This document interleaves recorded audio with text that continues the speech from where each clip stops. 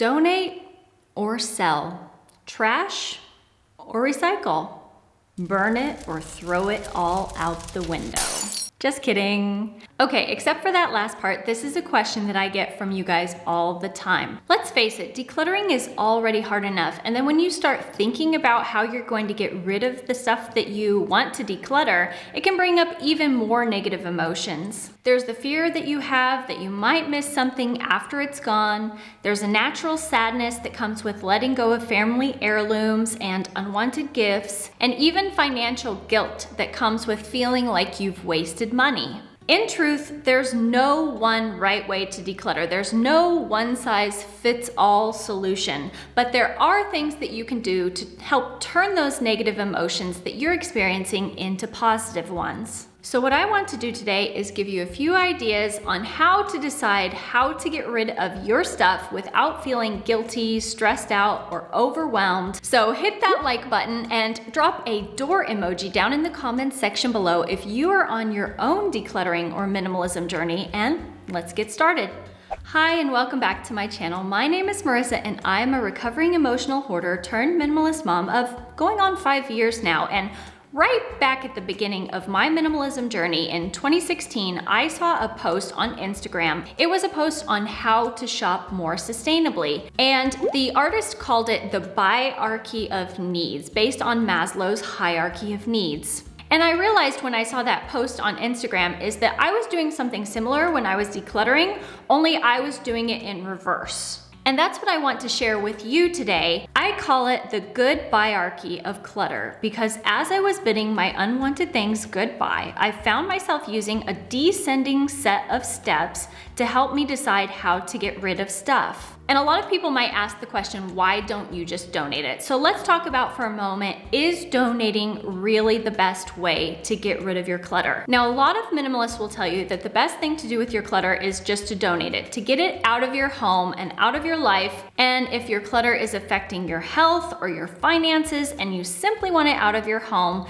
yes, you could choose to donate it. Because at the end of the day, your mental health is worth more than your stuff. However, those of us who have the time, who have the energy, who have the ability to look for better solutions to get our clutter out of our homes and onto new lives, it pays to do so. Because with the rise in decluttering, thrift stores, charities, and donation centers have gotten to the point where they're just being completely overwhelmed with donations. And a lot of these donations are sadly ending up just as trash. Some perfectly good items are going into landfills. So instead of just donating everything, what I want to do is give you a brand new framework on how to decide how to get rid of your stuff once you're done decluttering it. Going forward, the number one thing you can do to reduce the clutter in your home and to reduce your headache about how to get rid of your clutter is not to accumulate clutter in the first place.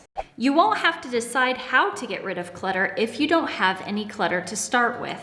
I am a super genius. Obviously, this doesn't count for the clutter that's in your home currently, but going forward, if you choose more intentional buying habits and you practice mindful spending, you're going to be bringing fewer unwanted items into your home in the future, and that's just going to reduce the time and money and energy that you spend decluttering that stuff at a later point. Some clutter is unavoidable because, let's face it, our stuff breaks, clothing wears out, and children do that pesky little thing called growing up. How dare they? But overall, this one simple move can greatly reduce how much time we have to spend managing our clutter in the future.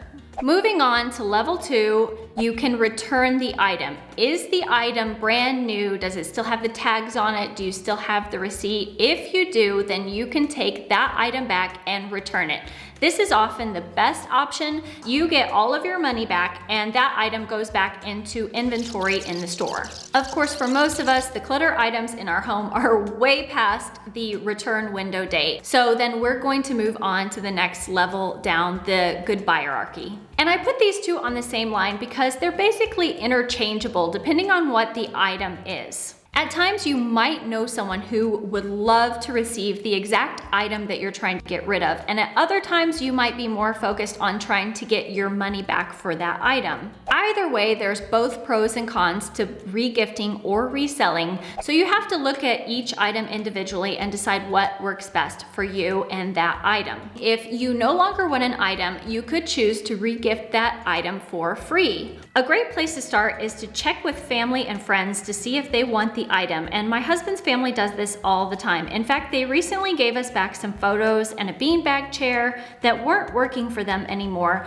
and we gave back to them a specialty thermos and some Chinese ingredients that we didn't want ourselves. If you have the space for it, you could also start a holiday re-gifting box and keep the box in your closet or in your basement. And as you're decluttering things that you know that might make a good birthday present or Christmas present in the future, you can put those things into the re-gifting box and save it for later. I also like to put buy nothing groups in the re-gifting tier. It's a little bit better than bulk donating because you know that someone is exactly looking for that specific item because you've connected with them personally in the group. A Buy Nothing group is a local group in your area where people basically request and give away unwanted items in order to save money and protect the environment. Here's how to find a Buy Nothing group in your area. Go on Facebook and enter the search Buy Nothing plus your zip code or Buy Nothing plus your city.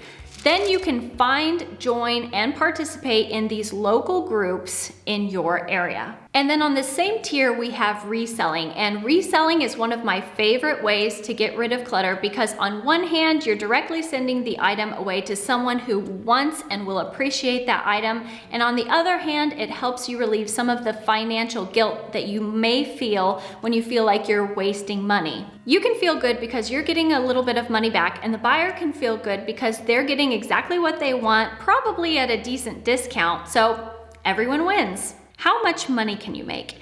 Unless you're selling highly desirable collectible items, you can expect to make around 50% of brand new price back on your item. And it's really good to set your expectations before you start selling online. And I want to let you in on a little secret. Just because something is old or a collectible doesn't mean that it's worth a lot of money. And if you want to know more about how to know how much your clutter might be worth and how to sell it online, I'm going to link some blog posts and some videos down in the description box below for you. And make sure that you're subscribed to my channel and have all notifications turned on because I've got some more helpful videos for this very topic planned in the future.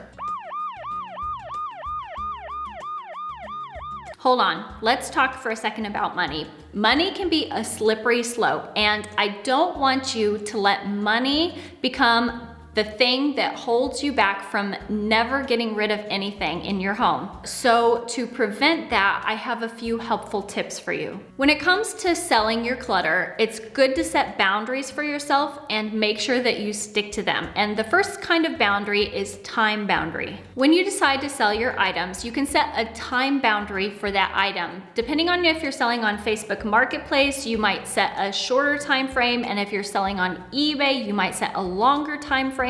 But decide a time frame that you want to sell your clutter item by.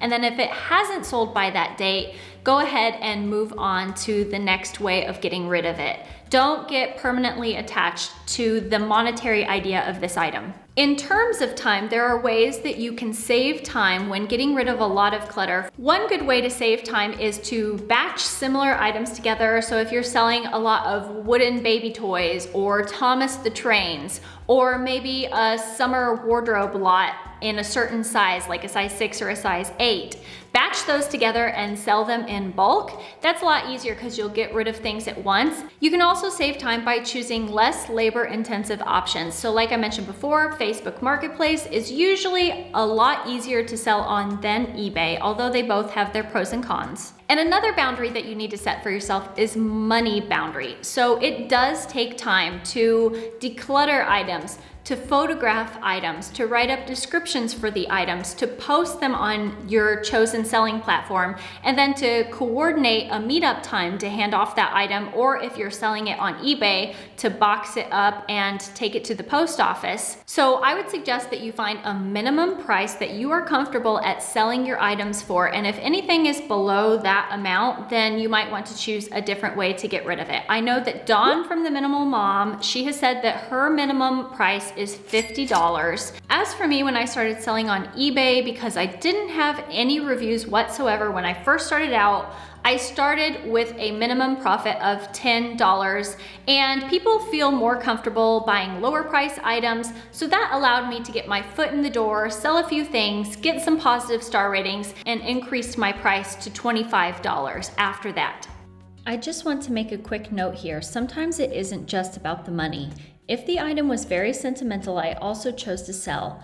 I even sold items for 99 cents just to ensure that they went to good hands. This really helped me as an emotional hoarder to let go of my items with care. And finally, when you're thinking about boundaries, you also need to consider space boundaries. Depending on the size of your home, you may have limited space to store your inventory. When we lived in New Jersey, I had an entire metal rack in the garage that was devoted to selling off my stuff, as well as a lower level office with bookshelf and couch and desk and everything else. So if you live in a smaller space and you just don't have the extra storage, you might have to be more choosy about what you decide to sell and keep in your home. Moving on to level 4, repurposing. Before you decide to get rid of something, take a good hard look at that item and think, could this serve another purpose in my home? Socks with holes in them make great rags for cleaning. Empty boxes make super handy free organizers, and glass jars can be used for food storage. There are so many ways that you can repurpose everyday items to give them a brand new life and a brand new function in your home. In fact, right as I was making this video, someone commented on my last video, which was my entire home declutter, and they said that I should use the old fabric scraps that were left over from a baby project to wrap up gifts, and I thought that was such an amazing idea. You guys seem to have a lot of amazing ideas, by the way. I'd love to hear any of the creative ways that you've repurposed items around your home. So if you've done a repurpose or upcycle of something in your home that you're proud of, drop me a comment below and let me know what your creative repurpose or upcycle is. I'd love to read them. At this point now, we've reached the level where donation is appropriate. And there are so many wonderful ways to donate your clutter once you are ready to get it out of your home. You can find local thrift stores, charities, churches. You can donate old sheets and blankets to animal shelters, give makeup and clothing to women and children's shelters. And if you're looking for a more complete list of places that you can sell and donate your items, go and check out this blog post that I will link down in the description box below for you, with over 50 eco-friendly ways to get rid of your clutter. If you see anything missing, if you know something that I don't, make sure to leave a comment on that blog post itself, and I can add your description into the blog post as we go. Now, what happens if you have items that are not in donatable condition? They don't fit into any of the other levels. Well, the next step is recycling. H&M accepts bags of used textiles that they send off for textile recycling, and they'll give you a 15% off coupon for each bag. Glass and plastics obviously can be recycled, and so can a lot of paper clutter. So take a look at the things you want to get rid of and see if there's any way that you can recycle them before you go about trashing them. And then finally, at the last level, we have trash. This is the lowest and least desirable option on the Goodbye-archy of Clutter, and you might feel a little guilty about sending something on to the trash, but look at it this way.